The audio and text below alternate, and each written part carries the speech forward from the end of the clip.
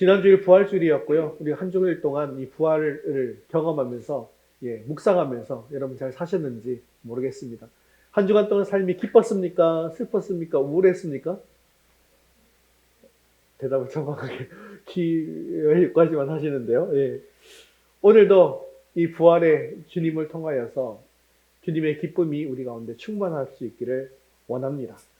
또 오늘 말씀을 통해서 우리 삶 가운데서 기적은 누구에게나 일어나면서 또 주님과 우리의 삶의 관계는 어떠해야 하는지에 대해서도 살펴볼 수 있기를 바랍니다. 우리는 매일매일 바쁜 삶을 살아가죠. 그러다 보니까 사실 주님과의 관계에 소홀할 때가 많습니다. 또한 주님이 어떤 분이신지, 주님께서 내 삶에 어떤 의미이신지 모르고 그냥 바쁘게만 살아갈 때가 있더라는 거예요. 그런데 우리는 주님을 주님이라고 부르잖아요. 예수님을 주인이라고 부르잖아요. 결국 내 삶의 주인이, 주님이 누구라는 것입니까? 예수님이시라는 거예요. 그래서 내 삶을 이끌어주시는 분, 내 삶을 인도하시는 분, 내 삶에 기적을 베풀어 주시는 분이 바로 예수님이시다라는 것이죠. 오늘 우리도 부활하신 예수님을 만날 수 있기를 바랍니다. 제자들은 부활하신 예수님을 만나고 난 뒤에 그 삶이 180도 달라졌습니다. 예수를 만나서 바른 믿음을 가지게 되었던 제자들과 같이 우리들도 바른 믿음을 가지고 또 바른 복음을 담대히 전하는 그런 변화된 삶을 가질 수 있게 되어지기를 주님의 이름으로 축원합니다. 우리 첫 번째 같이 읽겠습니다. 예수님의 부활을 통해 바른 믿음을 가집시다. 그 당시 이스라엘 사람들은 3년 내내 예수라고 하는 한 청년에 대한 이야기와 소문을 들었습니다. 이 청년은요, 이스라엘을 다니면서 백성들을 가르쳤습니다. 그리고 병자를 고쳤습니다. 그뿐만이 아닙니다. 죽은 사람인데 살렸다는 소문도 들려옵니다. 또한 보리떡 5개와 물고기 2마리로 5,000명을 먹였다는 소문도 들었습니다. 풍랑이 일었지만 예수님의 말씀 한마디로 그 풍랑이 잠잠해지고 순종하는 이야기도 들었습니다. 그런데 그렇게 소문으로만 듣던 청년 예수가 예루살렘으로 오게 된 것이죠. 예루살렘 사람들은 이 기적의 청년 예수님을 향해서 환호하면서 맞이했습니다. 어떻게 환호했나요? 호산나, 호산나, 다윗의 자손이여. 이렇게 예수라는 청년에 대해서 백성들이 열광하니까 불안한 사람들이 있었어요. 그 사람들이 누구냐면 바로 유대의 종교 지도자들이었습니다. 이 예수님은 예루살렘 성전으로 갑니다. 가서 한 일이 무엇이죠? 성전을 더럽히고 있는 환정사들의 상과 비둘기 파는 자의 의자를 뒤집어 엎었습니다. 그리고 성전에서 백성들을 가르쳤죠. 그래서 그 율법학자들이 예수님을 공경에 빠뜨리고자 아주 곤란한 질문들을 했습니다. 아주 어려운 신학적인 질문들을 한 거죠. 이 청년이 이런 어려운 문제를 어떻게 답할 수 있을까라고 했지만 청년 예수님은 답변이 거침이 없었습니다. 오히려 그들을 궁지로 내몰게 되었죠. 그러다 보니까 예수님의 인기는 예루살렘 내에서 점점점 높아져만 갔습니다. 그래서 결국 이 유대의 종교 지도자들이 한 결정이 무엇입니까? 이 예수를 죽이고자 한 것입니다. 그러던 중에 예수님의 제자 중 한 사람인 가룟 유다가 예수님을 은 30냥에 팔아넘기게 되어지죠. 그래서 결국 예수님은 체포되었습니다. 그리고 예수님을 체포한 성전 경비병들은 그 당시 대제사장인 가야바의 장인 안나스의 집으로 예수님을 끌고 가게 됩니다. 그런데 이 대제사장 가야바는요, 예수님에게 사형 선고를 할 자격이 없었습니다. 왜냐하면 그 당시는 이 형벌을 내릴 수 있는 권한이 이 로마가 통치하고 있던 시대였기 때문에 유대 총독 이 빌라도를 통해서만 할 수가 있었던 것이죠. 그래서 가야바는 빌라도에게 예수님을 넘기게 된 것입니다. 그런데 사실 빌라도는요, 예수님이 죄가 없다는 사실을 너무나도 잘 알고 있었어요. 하지만 예수님을 못 박아라, 못 박아라, 십자가에 못 박아라 라고 하는 이 유대인들의 성화에 못 이겨서 결국 사형 선고를 내리게 되었습니다. 그리고 예수님을 십자가에 처형하도록 내어주고 말게 된 것이죠. 결국 예수님은 심한 매질을 당했습니다. 모욕을 당했습니다. 수치와 고통을 당했습니다. 그리고 결국 십자가에 못 박혀 죽으셨습니다. 이때 제자들이 어떻게 했나요? 예수님을 붙들고 슬퍼했을까요? 아니죠. 모두 다 두려워서 뿔뿔이 흩어지고 말았습니다. 그러니까 유대 지도자들이 이제 한숨 놓은 거예요. 예수님이 죽었다는 걸 확실히 알게 된 거죠. 왜 그렇습니까? 예수님이 죽으시기 직전에 한 일이 있어요. 뭐냐 하면 이 다리를 꺾은 것입니다. 왜냐하면 이 폐에 물이 차서 죽는다고 했잖아요. 그러다 보니까 다리를 꺾지 않으면 다리를 이렇게 펴가지고 또 숨을 조금씩 쉴 수 있거든요. 그래서 다시 또 이 힘이 떨어지면 다리가 이렇게 무릎을 굽히게 되면 또 숨이 차게 되고. 근데 딱 다리를 꺾어버리면 숨을 쉴 수가 없기 때문에 질식사하게 되어진다고 했지 않습니까? 그래서 다리를 가장 먼저 꺾는 겁니다. 그리고 창으로 옆구리를 찔러봤어요. 그랬더니 물만 나와요? 폐에 물이 찬다 했잖아요. 물도 나오고 피도 나오고 다 확인했습니다. 그래서 정확하게 죽었다라는 것을 확인했다는 것이죠. 그리고 공의 의원이었던 아리마대 요셉은 이 예수님의 시체를 자기 무덤에 넣었다라고 하는 보고도 듣게 되었습니다. 그런데 그 당시에 또 다른 소문이 있었죠. 예수님께서 늘 뭐라고 말씀하십니까? 나는 십자가에 못 박혀 죽게 될 것이다. 나는 죽게 되지만 며칠 만에 살아난다. 사흘 만에 부활한다. 다시 살게 된다라는 말씀도 하셨지 않습니까? 그러니까 그런 소문도 있었다는 거예요. 예수가 죽었다고 하지만 사흘 만에 예수님의 살아나는 일은 있을 수가 없는 일이고 제자들이 예수님의 시신을 훔쳐가서 예수님이 사흘 만에 부활했다라고 헛소문을 퍼뜨릴 것이기 때문에 무덤 입구를 철저하게 지킨 것입니다. 하지만 예수님은 말씀대로 사흘 만에 부활하셨습니다. 그리고 2달이 지났습니다. 그런데 이상한 일이 생긴 거예요. 예수님이 잡히시던 그날 밤에 혼비백산 도망쳤던 제자들, 심지어 3번이나 예수님을 부인하고 도망쳤던 베드로가 이제 완전하게 바뀌게 된 것입니다. 예수님이 잡히고 난 이후에 또 십자가에 달리시고 난 이후에 도망쳤던 베드로는 이제는 예루살렘을 당당하게 다니면서 복음을 전하고 있더라는 것입니다. 하루에 3,000명이 예수를 믿고 세례를 받게 되었습니다. 그리고 예수님 믿는 사람들이 성전에서 모이고 집에서 떡을 떼며 구원받는 사람들이 날마다 늘어나게 된 것입니다. 그러는 중 예수님의 제자 베드로와 요한이 성전 미문 앞에서 날 때부터 걷지 못했던 거지를 일으켰다라고 하는 소문이 퍼지게 되었습니다. 이런 일은 한 번도 본 적이 없기 때문에 사람들은 당황할 수밖에 없었습니다. 더군다나 예수님을 십자가에 못 박아 죽이도록 했던 제사장들과 장로들의 충격은 이루 말할 수가 없는 것이었습니다. 항상 성전 문 앞에서 구걸하던 거지였기 때문에 모든 예루살렘 사람들이 이 거지를 다 알고 있어요. 그가 날 때부터 걸어본 적이 없는 사람이다라는 사실도 너무나도 다 잘 알고 있습니다. 그런데 그 사람이 지금 걷고 있는 것이죠. 세상에 어떻게 이런 일이 일어날 수 있습니까? 그래서 사람들이 이 고침받은 사람과 제자들 앞에 모여들게 된 거예요. 그리고 제자들이 전하는 그 말씀을 귀담아 듣고 있습니다. 그리고 이렇게 복음을 듣고 또 5,000명이 예수님을 믿게 된 거예요. 그러자 제사장들이 너무나도 놀라서 부랴부랴 이 제자들을 잡아들이게 됩니다. 그리고 이튿날 유대인 지도자들과 장로들과 율법학자들이 예루살렘에 모였는데요. 대제사장 안나스를 비롯해서 대제사장의 가문에 속한 모든 사람들이 함께 참석을 합니다. 그리고 그들은 사도들 가운데 세워놓고 이렇게 묻게 되는 것이죠. 사도행전 이렇게 물었죠. 너희가 무슨 권세와 누구의 이름으로 이 일을 행하였느냐라고 이렇게 묻게 되어집니다. 제사장들이 이렇게 물을 만큼 한 번도 일어나서 걸어본 적이 없는 그런 사람이었기 때문에 이렇게 일어나 걷게 되었다는 사실이 너무나도 충격적이었다는 거예요. 이런 기적은 누구 있을 때 일어나는 일입니까? 예수님이 있을 때 일어나는 일이었어요. 그런데 분명히 그 예수를 우리가 잡아서 십자가에 못 박혀 죽였는데 왜 이런 일이 일어나느냐는 것이죠.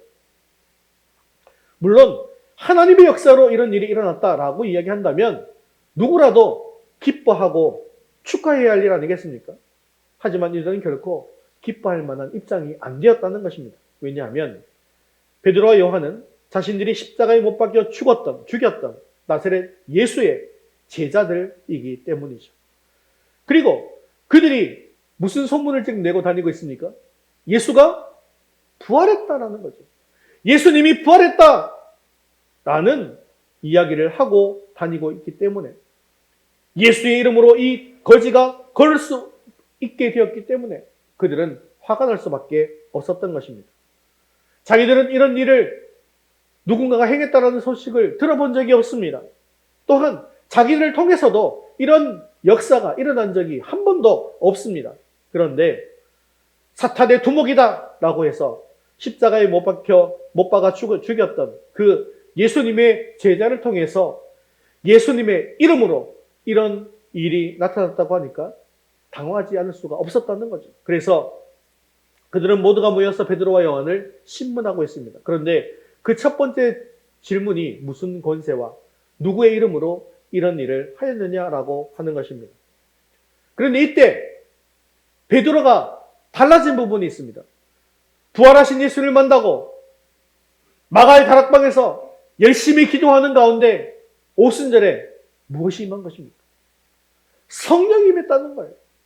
그러니까 지금 이 상황에서 베드로는요, 어떤 일이 벌어지나 하면 성령이 충만하게 되어집니다.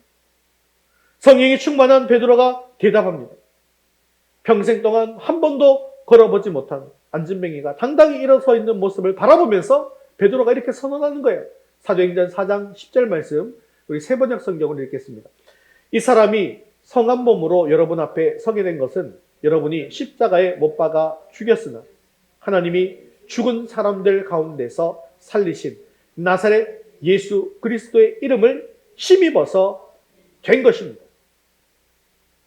이 사람을 고친 것은 우리가 한 일이 아니라는 것이죠.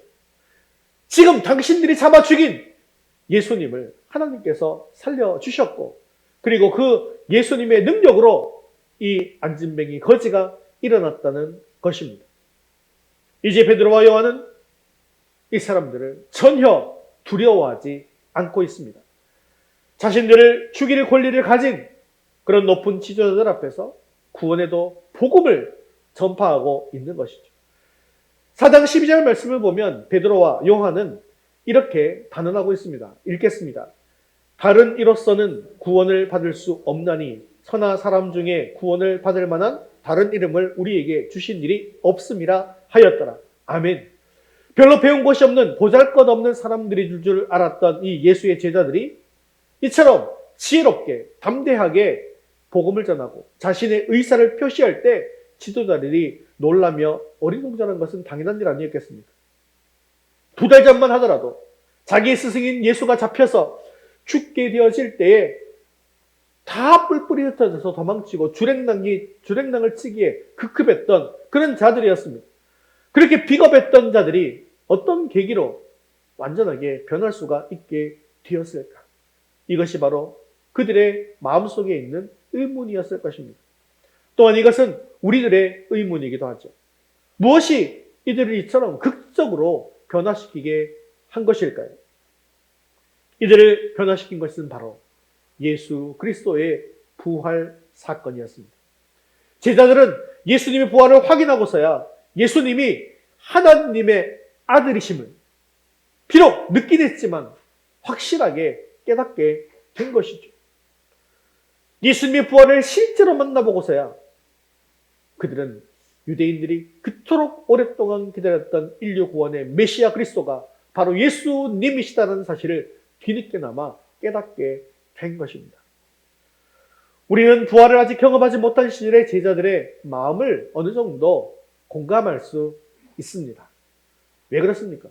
우리가 만일에 그 시절을 살았다고 한번 상상해 보십시오. 그러면 예수님을 제자들하고 여러분들이 계속 따라다녔는데 예수님이 잡혀서 십자가에 달려 죽게 되었을 때 나도 예수님의 제자요라고 그냥 손 들고 나가서 그렇게 할 수 있겠습니까? 나도 못한 일 아니겠습니까? 나는 도망가지 않겠다고 장담할 수 있는 사람이 누가 있습니까? 예수님은 자신이 하나님의 아들이심을, 그리고 이 땅에 오신 하나님의 심을 깨닫게 하기 위해서 제자들을 데리고 다니면서 가르치시고 서서히 그 가르침의 강도를 높여가신 것입니다.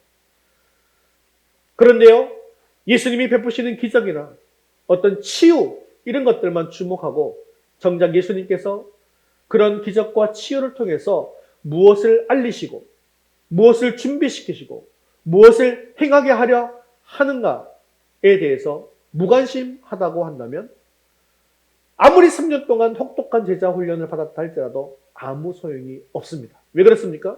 뿔뿔이 흩어져서 도망가는 제자이기 때문이죠. 오병이의 현장에서 맛있게 떡과 물고기를 받아 먹었어요. 그래서 배가 부르게 되었습니다. 그러면서 우와, 예수님 대단하시다. 나 지금 배가 너무너무 고팠는데 예수님께서 기적을 베풀어 주셔서 내 배를 부르게 해주셨네. 이제는 걱정이 없네 라고 기뻐하기는 하지만 예수님을 그저 나에게 기적을 베푸시는 분으로만 이해하고 예수님이 정작 누구신지를 깨닫지 못한다고 한다면 그것은 제자로서의 아무런 자격도 없는 것이고 우리 믿음과 신앙생활에도 어떠한 도움도 되지 않는다라는 것입니다. 예수님이 무리를 걸어오시고 갈릴리 반의 풍랑을 잠잠하게 하시는 그런 기적의 현장을 목도하고서도 예수님이 누구신지를 깨닫고자 하는 마음이 없다고 한다면 아직 우리의 믿음은 부족한 것입니다. 10명의 나병 환자를 말씀 한마디로 고친다는 것, 이것은 현대의학으로도 불가능한 일입니다. 예수님의 제자들도 기적을 행했죠.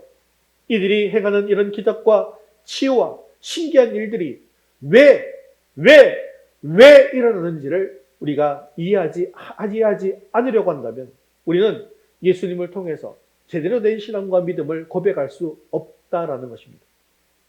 그래서 예수님께서 부활하시고 제자들에게 그 부활의 몸을 보여주신 사건은 그런 모든 평소의 가르침을 다 깨닫게 하시는 그런 놀라운 계기를 마련해 주신 것입니다. 그렇기 때문에 예수님의 부활 사건은 오늘날 우리에게도 매우 중요하다라는 거예요. 이 부활 사건을 믿지 못하면 우리의 믿음은 아직까지도 겨자씨만한 믿음조차 생기지 않은 것이다 라는 것을 인정하셔야 합니다. 현세적인 믿음, 기복적인 신앙, 이것은요 모든 종교를 믿는 사람들이 다 가지고 있는 것이죠. 옛날에도 우리나라 사람들은 어떻게 했어요? 새벽에 물 한 잔 떠놓고 빌고 돌 갖다 놓고 빌고 그렇게 열심히 기도하고 잘 되게 해달라고 기도하는 그런 믿음이 있었잖아요. 그런데 예수님에 대해서 제대로 알지 못하고 예수님의 부활을 믿지 못하는 상황 속에서 나 잘 되게 해주세요 라고 기도하면서 나오는 그런 믿음은 바르게 된 믿음이 아니라는 것이죠. 그러므로 우리는 이 믿음에서 한 단계 더 나아가야 합니다. 이 땅에서의 어떤 현세적인 축복에 대한 믿음만으로 부족합니다. 물론 그것으로 믿음이 시작되기는 합니다. 하지만 거기에 머물면 안 된다는 것이죠. 이런 정도의 믿음은 아직 구원을 얻고 예수님께서 우리에게 주시고자 하는 그런 영생을 소유하는 믿음은 아니기 때문인 것입니다. 제자들이 그랬습니다. 3년 동안 그토록 의지했던 선생님 아닙니까? 그런데 십자가에 달려 처형당하게 되었으니 얼마나 실망과 좌절에 빠지게 되지 않았겠습니까? 그래서 살 길을 찾아 뿔뿔이 흩어졌던 거예요. 어부였던 제자들은 3년 전에 버렸던 그물을 다시 잡습니다. 그리고 물고기를 낚고 있습니다. 그런데 그때 그들 앞에 예수님께서 나타나셨습니다. 부활하신 주님이요. 이들은 부활하신 주님을 직접 눈으로 확인했습니다. 만져보았습니다. 그러면서 성경 말씀을 깨닫는 것이죠. 이사야 53장 5절 6절은 우리에게 이렇게 말씀하고 있죠. 같이 읽겠습니다. 그가 찔림은 우리의 허물을 인하며 그가 상함은 우리의 죄악을 인함이라. 그가 징계를 받음으로 우리가 평화를 누리고 그가 채찍에 맞음으로 우리가 나음을 입었도다. 부활하신 주님을 만나고서야 그들은 예수님의 고난과 십자가 죽음의 의미를 비로소 깨닫게 되었다는 것입니다. 부활하신 주님, 자기들이 스스로 모시던 바로 그분이 이 땅에 오신 하나님이시고 유대인들이 그토록 기다리던 메시아임을 감격과 기쁨 가운데 깨닫게 되어진 것이죠. 비록 예수님이 자기 백성들에게는 버림을 받아서 십자가에 달려 죽게 되었지만 하나님께서는 예수님을 죽은 사람들 가운데서 다시 살리셨습니다. 그리고 누구든지 그 이름을 믿는 사람들, 즉 예수 그리스도를 구주로 영접하는 사람들에게는 하나님의 자녀가 되는 권세를 주신 것입니다. 그래서 예수님을 나의 구주로 고백하기만 하면 누구든지 하나님의 자녀가 되는 것이죠. 따라서 우리는 언제 어디서든지 예수님이 나의 주님이시고 나를 위해 십자가에 죽어주심으로 말미암아 나를 죄에서 구속해 주신 나의 구세주로 분명하게 믿고 고백해야 하는 것입니다. 사랑하는 성도 여러분, 우리들도 부활을 믿지 못했던 제자들의 모습을 닮아가지 마시고 부활을 제대로 믿음으로 말미암아 이 제자들과 같이 어떤 상황 속에서도 흔들리지 않는 그런 바른 믿음을 가질 수 있게 되어지기를 주님의 이름으로 축원합니다. 우리 두 번째 같이 읽겠습니다. 예수님의 부활을 통해 바른 복음을 담대히 전합시다. 이 감격적인 부활의 사건이 이제 제자들을 용감한 사람들로 만드는 것입니다. 이들은 예수님이 베다니에서 하신 약속의 말씀을 이제서야 기억하게 되는 거예요. 예수님께 베다니에서 뭐라고 말씀하셨습니까? 나는 부활이요 생명이니 나를 믿는 자는 죽어도 살겠고 무릇 살아서 나를 믿는 자는 영원히 죽지 아니하리라 라고 말씀하셨죠. 예수님의 부활 사건은 그들에게 영원히 죽지 아니하리라고 하는 그런 소망을 주게 된 것입니다. 그렇기 때문에 이제는 죽음을 두려워할 필요가 없어진 거예요. 그들은 죽었던 나사로가 나흘 만에 다시 살아나는 것도 보았고 이제 죽었던 예수님께서 3일 만에 부활하셔서 자기 앞에서 만지고 보고 확인했던 것 아니겠습니까? 이제 그들은 죽음이 두렵지 않기에 무서울 것도 없어진 것입니다. 이 세상의 그 어떤 것도 그들의 마음을 사로잡을 수가 없게 된 것입니다. 성경은 이 세상의 모든 부귀영화가 한낱 들풀과 같다고 했는데 이 세상이 그들에게는 한낱 들풀과 같아진 것이에요. 예수님을 잡아 죽인 적들이 지금은 자기들을 잡아 죽이려고 합니다. 하지만 담대할 수 있었습니다. 왜 그렇습니까? 더 풍성하고 영원한 세상, 기쁨이 충만한 새로운 세계, 하나님께서 사랑과 영광으로 다스리는 그 하늘나라가 이제 자기들 앞에 열려 있음을 알게 된 것입니다. 예수님이 부활하셨기 때문에 예수님이 부활의 첫 열매가 되셨기 때문에 나도 이제 죽게 되어지면 부활할 것이다 라는 확신이 생긴 것이에요.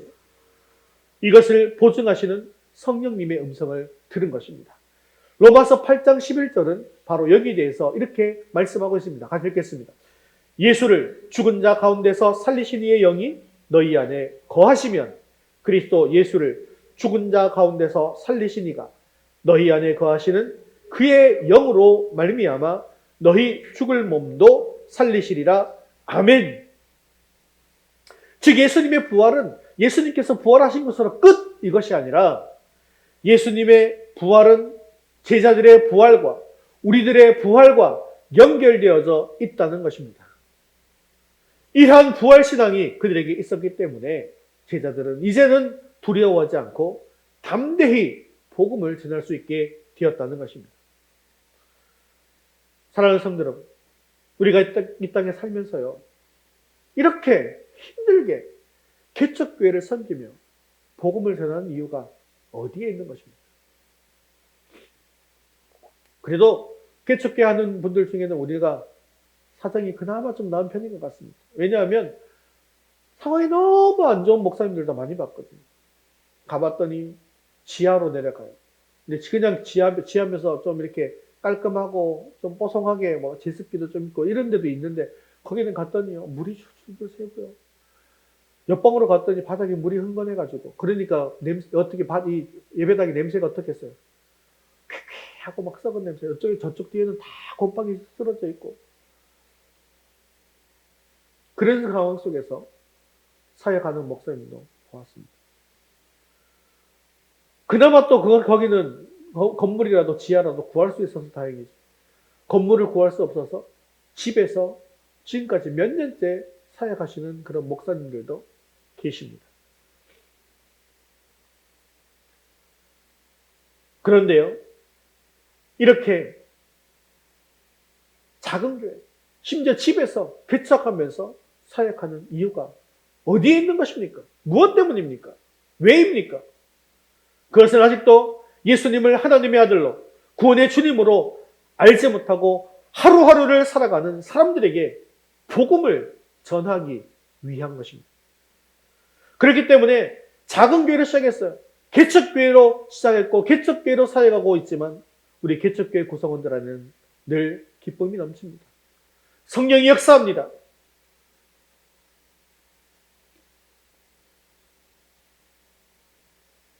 교회에 와서 알코올 중독자가 치유가 됩니다. 우울증을 겪고 있는 자들이 치유가 돼요. 믿지 않던 남편이 변화되고 믿지 않던 자녀가 변화되어서 주님 앞으로 나오게 되어지고 어떻게 이런 일들이 일어나게 될 것이에요. 그것은 바로 그 교회들마다 부활의 주님을 온전히 믿고 그 복음을 붙들고 그 믿음을 붙들고 주님께서 맡겨주신 사명을 담대하게 감당하고 있기 때문입니다. 여러분 생각해 보십시오. 베드로와 제자들이 처음부터 대형 교회였나요? 그들이 시작할 때 무슨 교회였어요? 개척교회예요. 번듯한 예배당 건물이 있었을까요? 아닙니다. 그들이 들고 나간 것은 부활의 믿음을 가지고 복음을 들고 예수 그리스도의 이름으로 나아간 것입니다. 그것이 바로 예수님께서 그들에게 주신 사명이기에 그것이 힘들고 어려운 길이라 할지라도 담대하게 나아갈 수 있었던 것입니다. 사랑하는 성도 여러분, 우리들에게도 이러한 주님의 능력이 충만하기를 바랍니다. 오늘 말씀에도 다른 이로서는 구원을 받을 수 없나니 천하 사람 중에 구원을 받을 만한 다른 이름을 우리에게 주신 일이 없음이라 하였더라 라고 말씀하고 있습니다. 다른 이로서는 구원을 받을 수 없다라고 하는 예수복음, 세상 사람들은 독선이라고 이야기하지만 그것은 결코 독선이 아닙니다. 기쁜 소식입니다. 부활신앙을 선포하는 우리 기독교는 세상 사람들이 흔히 말하는 아집과 독선과 고집의 종교가 아닙니다. 진리를 선포하는 하나님의 비밀을 맡은 청지기인 것이죠. 그러므로 우리가 나아가서 복음을 증거할 때 조금도 부끄러워하거나 두려워할 필요가 없습니다. 그 누가 뭐라 할지라도 하나님 나라에 들어갈 수 있는 것은 예수님의 이름을 힘입는 것 밖에는 방법이 없기 때문이죠. 따라서 우리가 하나님께서 주시는 감동을 따라 우리가 믿음으로 나아가서 사람들을 만나고 그들에게 예수님을 전하게 되어질 때에 악한 마귀는 소리를 지르면서 떠나가게 되어지는 것입니다. 그들이 예수님을 구주로 영접하게 되어지는 놀라운 역사들이 일어나게 되어질 것입니다. 그러므로 우리는 담대하게 여러분들이 마음에 품고 기도하고 있는 VIP들을 만나셔서 예수님을 전해주시기를 바랍니다. 예수님의 이름에 능력이 있습니다. 그리고 그들을 주님 앞으로 초청하십시오. 절대로 불가능하지 않습니다. 우리가 기도하고 구한 것은 반드시 뭐한 줄로 믿으라? 받은 줄로 믿으라. 받을 줄로 믿으라? 받은 줄로 믿으라? 받은 줄로 믿으라. 내가 지금 기도하고 있는 VIP들 주님 앞으로 돌아오게 될 줄로 믿습니다. 주님께서 우리에게 주신 줄로 믿습니다. 그 영혼을 받으신 줄 믿습니다. 그렇게 기도했다면 그 믿음 안에서 전하는 담대한 증거가 한 사람 한 사람 한 생명 한 생명 주님께로 이끌게 되어질 것입니다.